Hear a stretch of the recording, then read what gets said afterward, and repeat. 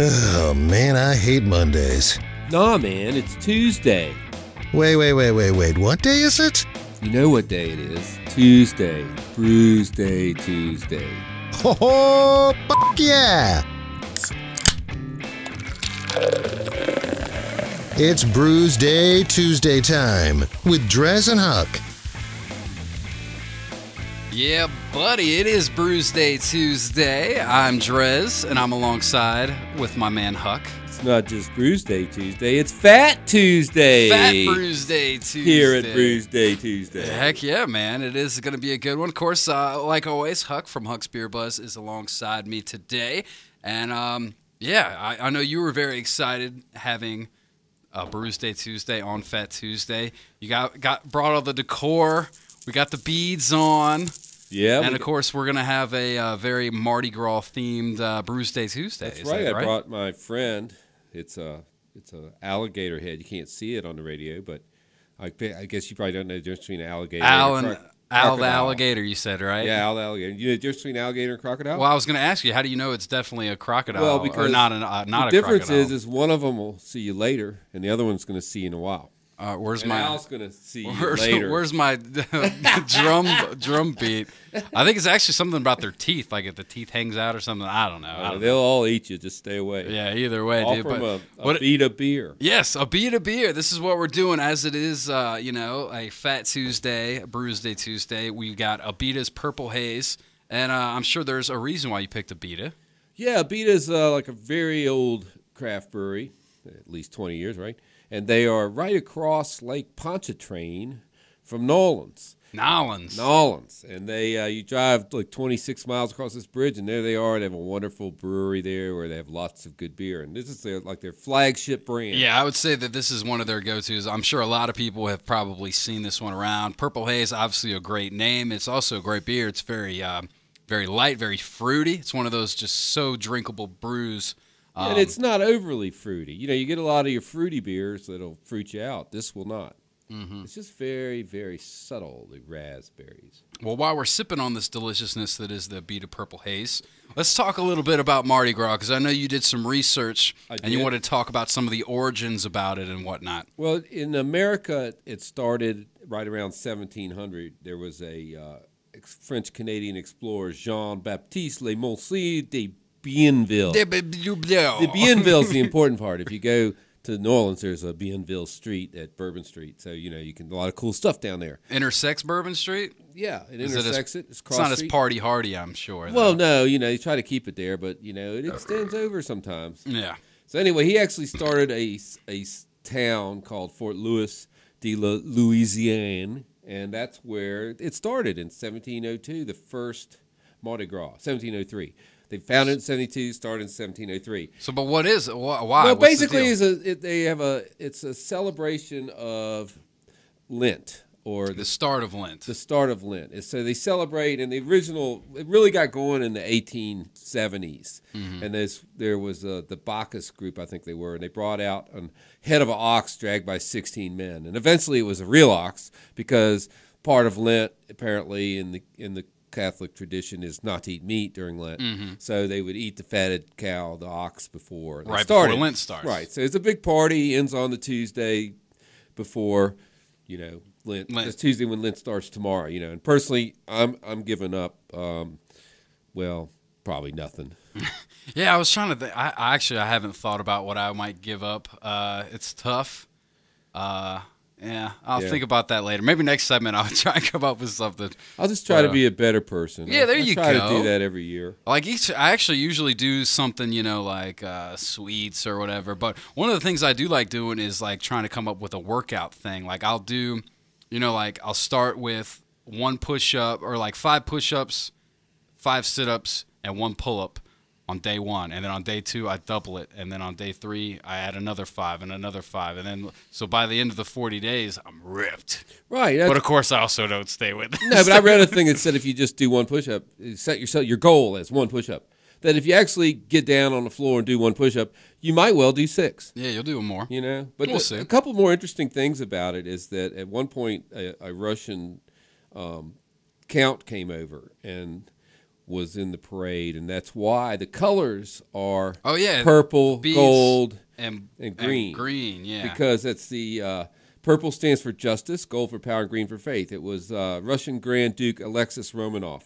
And so they adopted the colors. They apparently adopted the theme song, all because he came over and was in the parade. He was like the head guy. Have you ever actually been down to New Orleans for Mardi Gras? Well, I've been to New Orleans around Mardi Gras. I've never been to a parade, but you can watch them on TV. Yeah, of course. There's a film, a guy that runs a camera. Mm-hmm. But I did go down for Halloween and saw the crew of Boo, which is a New Orleans style Mardi Gras parade. Only everything's Halloween themed. It was cool. And there's actually a video on my site of some excerpts from that. I know that they're big on Halloween down there, especially with like all the voodoo stuff and everything. And the throws were all. I think I have one of their dark throws with me today. The throws were all dark colors, dark purple and black. Throws being like the beads. Yeah, the throws are things they throw off the floats. The beads are not necessarily.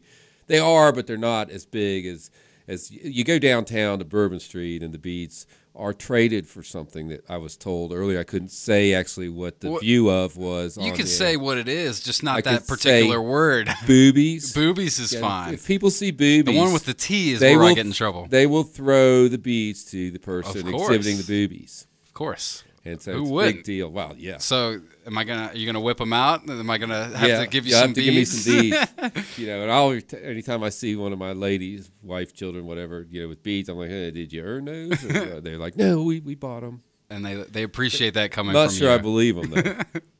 But anyway. Either way. All right, so the Abita Purple Haze from down in Nolens, obviously a delicious beer. It says it's got a hint of raspberries. That's the fruitiness that you're tasting? Yeah, that's a little fruit. I think it's just a good, solid beer. I go to a New Orleans festival in Norfolk every year around my birthday, June 21st, longest day of the year. Uh-huh. And they always have Abita beer, and everything usually runs out except for this because they have so much of it. It's like the one they keep a lot of. Yeah, of course. But the one for next segment I won't mention now is also good beer, and they had that for a while down there. Okay. But they bring all these people in with artists and food, so you get it. Oh, it's really good. Crawdads, mud bugs. Yes. All right. Well, we'll hop on to that beer next. But right now, let's untap this bad boy. I actually pulled Abita beer on my Untapped app. DreZ Drinks by the way on there. Huck's Beer Buzz on. For Mr. Huck. And I know I've had this beer before, but I have yet to untap it. So I'm coming in blank, no rating whatsoever based off. Am I going first or you? You can go first. All right, I'll go first with this Abita beer. It is very light. It is, I don't know, is it hashtag unfiltered? Yeah, it's unfiltered. Hashtag unfiltered. I like that, of course. It's a great flavor. It's, like I said, it's a lighter style. It's my style of beer. This is definitely one of my favorites. I've had it many a times. I actually just had it this past Saturday. I got a nice, tasty Abita beer. And Purple Haze, obviously the name is amazing. The beer is fantastic. This is a 4.5 in my book for sure. There you go. What That's about a big you, old score. That's a good score for me. I was looking at what I scored it, and I think I've matured somewhat, not in all areas, of course. What was on your Untapped? I think I had a 3.5, but it's tasting pretty tasty today. Yeah, I'd say it's better than that, isn't it not? I'm giving it a 4 today. You giving it a 4? Yeah, I'm upgrade. I like it. All right. Upgrading to a 4. So averaging out with a 4.25. That's a pretty damn good beer. Damn good beer. Abita's Purple Haze gets the Brewsday Tuesday stamp of approval. We'll take a quick break, play another tune, and then bust out another brew right here on Brewsday Tuesday, Fat Tuesday edition with Huck from Huck's Beer Buzz and 105.3 The Bear.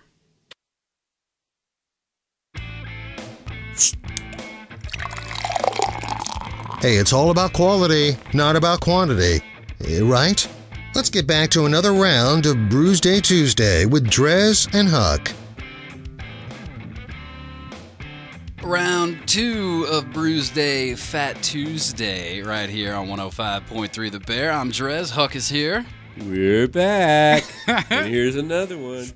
It's getting quiet tonight. Yeah, it seems like you pop them here, but yeah, it works. Abita needs to add a little fizz to their beverage here. Yeah, maybe that's what it is. Of course, we are doing a Brewsday Tuesday, Fat Tuesday edition, as it is Fat Tuesday, Mardi Gras, all that good stuff. We got our beads on, and we got our Abita beer. This is another one from Abita because they're down there, New Orleans style. Now we got an IPA. Yeah, the last beer was more or less your flavor. Yes. You like the wheat beers. And I do. so now we're to the IPA. The more, a man's beer. One thing I do like about the IPAs is usually you get a good, nice, frothy head on there. And look at this thing. Look at that. It's beauty. We got hashtag unfiltered. Hashtag unfiltered again. Oh, definitely. I can see all the little bits floating in there. It's going to make me a healthy boy. It is. All these little pieces of hops. And of course, might get caught in your teeth like spinach. By the way, this is the Abita Wrought Iron IPA. It's a black label. It looks pretty badass, actually. Yeah, when I was down there, they gave me some special ones that were soaked in like bourbon barrels. This same beer. Oh my god! That's not these though, right? No. I wish. Those you got to be there for, Yeah, had to be just to be there. Had to be there. So yeah, they're really good. But I thought they have another pale ale, or another IPA, but I think this is their best one. Oh man, we did a side by side. And I challenged for this one. Damn, that has some flavor. Yeah, that's going to hop you out there. That's pretty damn hoppy. It's late hop, so it's not real bitter in the end, so that makes it, in my opinion, a better IPA. See, I'm not I've said it once, I'll say it again, and I'll say it a million times on this show. I'm not the biggest super hoppy IPA guy. I've learned to power through them and appreciate some. Some of them are better than others. This one's pretty damn hoppy though, man. Yeah, it's up there. It is good. Yeah. I'm I'm a hop fan from way back.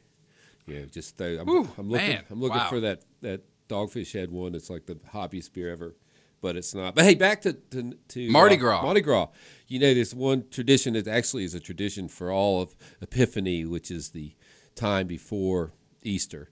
And it's called a king cake. And so if you have a Mardi Gras party, you've got to have a king cake. And the king cake is like a French pastry kind of a... Did you not bring me a king cake? Yeah. You said in an earlier show you were going to bring the food. You didn't tell me about a king cake. Well, I know nothing about it. So. I've never heard of a king cake before. How was I supposed to know to bring one? We couldn't either bring one because the person who buys the king cake is the person who finds the baby. Oh, that little tradition. Yeah, so since we didn't find a baby, like a little, we can't buy a king cake. So they actually don't they put the baby in the king cake? Yeah, the baby's in the king cake, and when you're eating the king cake, whoever gets the piece with the baby in it has to buy next year's king cake So it's a little toy baby. Yeah, they used to be porcelain. Now they're plastic. Yeah, they should be like. You gotta be. I feel like that. Yeah, baby. I mean, if you take a big honking bite, I think that's why they're plastic now. They're kind of chewy. Yeah, that king cake was hard to chew up, but I finally got it down. Hey, so who found the baby? What baby? Nobody found the baby. Was there a baby in there? Baby? No baby. Yeah. Oh man, but okay, yeah, I have heard that with the whole baby thing. Yeah, the whole baby thing. All right, well, next time we'll have to have a king cake, or maybe you have to invite me over so maybe I can. Yeah, get the well, king if I cake end with up, the baby, if we end up having a celebration, I'll invite you over because we always get one when we do. No doubt about it. So good chance. Another thing about Mardi Gras that you were talking about, off mic that we need to bring up is the cruise. What's the whole cruise thing? Well, each parade is done by the crew, like the crew of Boo for Halloween, but the crew of Bacchus. There's all these crews, and it's KREWE, crew, and they're basically, I'll have to say, they're party masons. It's a secret society. Okay, I like them already. They're all self-funded. They raise all the money for millions of dollars worth of throws, millions of dollars worth. The only cost to the city is the closing of the streets. Yeah, I was going to say, and the police and fire rescue. Mm-hmm. But the point, everybody's off down there for the 2 weeks basically. It runs like 3 weeks, but at least the 2 weekends prior. There's parades all day. The weekend before Saturday, and there's big balls on Saturday night. There's parades all day Sunday, Monday, and Tuesday. But about 6 o'clock on Fat Tuesday, everything's over. So by now, everything's over. All the locals are going to bed. They're done. They've been partying hard. For 3 weeks Yeah, straight. well, they seriously have been partying for 4 days because they all start Saturday morning with parades and stuff, and they go all the way through Tuesday afternoon, and then they're done. Now, you go down on Bourbon Street on Fat Tuesday, there's a ton of people there. But basically at midnight, it's over. Yeah, and now we're going to stop misbehaving. Yeah, I've been to New Orleans a number of times, but it's always been around New Year's because I always go for like the bowl game. Okay. Whenever Tech is in the Sugar Bowl. But New Year's still party vibe, still throwing out beads and whatnot, but it's not quite the Fat Tuesday. You don't get the parades and all that. So one of these days, I need to make the trip down there and see what it's all about. The crew of Boo, I believe, the Halloween is the only one that goes through the French Quarter. And I'm sure that one's cool too, because I know like Voodoo Fest is like a big rock festival that they do down there too and stuff. That's pretty cool. That's right. I was down there for a convention, a security convention in like September, and Tulane was playing, and LSU was playing, and the Saints were all playing that weekend. Oh, wow. All of them playing home games. And they said that was equal to the Saturday before Fat Tuesday. Like it was party There central. was so many people there. Yeah. I mean, I've never seen anything like it. Nice. Oh, Nice, sir. Good both ways. That's the Wrought Iron IPA from I Abita. guess it's my turn to score I'm it powering through it, man. I'm actually I'm ahead of you right now because you've been talking Mardi Gras over there. But my lips been flapping. mm-hmm. I love the way the people talk down there in New Orleans too. I can't really do it, but actually on all my blog posts, I end them with "Laissez les bons temp rouler," which means let the good times roll, because that's basically my philosophy of beer and life. Hey, man, I'm with you on that one for sure. So- I know the cool thing, like I said, I've been down there a few times. The French Quarter is really cool with lots of fun, like little stuff. That's actually where I got this bad boy. Even when I turn the camera over. Oh, Bam! nice! How about that? I think that's, My that belt buckle custom- is so shiny my that the custom- camera picked it up. My custom DreZ belt buckle, which I actually got that custom made when it was Tech. I think it was the Tech FSU, the national championship game, and then we didn't play there for quite a while, and like the letters messed up, and like they started falling off, and I had to like super glue it. And seriously, like a decade later, we go back to play Michigan and the Wolverines. And you get a Let's new not one. even talk about that game, but. The same exact like Asian lady was selling these things. So I showed her. I was like, "Oh, I bought this like a decade ago, but it's starting to fall apart." So she made and gave me a brand new one. Well, we were down there on Frenchman Street fantastic. where they have music and a farmer's market for cool crafts. And I was looking all over for like a Voodoo Sugar Skull shirt. I found this perfect shirt, and I got it. And I was not a gentleman, and I did not escort my wife back to the hotel. She went with friends, and I asked her to take care of my shirt, and she didn't. But it's my fault. I accept responsibility. So I went on the internet, and I just started, hitting up the people at the Frenchman's Market, and I said, "Man, I had this T-shirt. I really want another one." Well, sure enough, they hooked me up with the guy. He sent me the shirt it cost, and like all these wonderful pictures he does. He's really, really good artist, and I wish I had his name on me, but.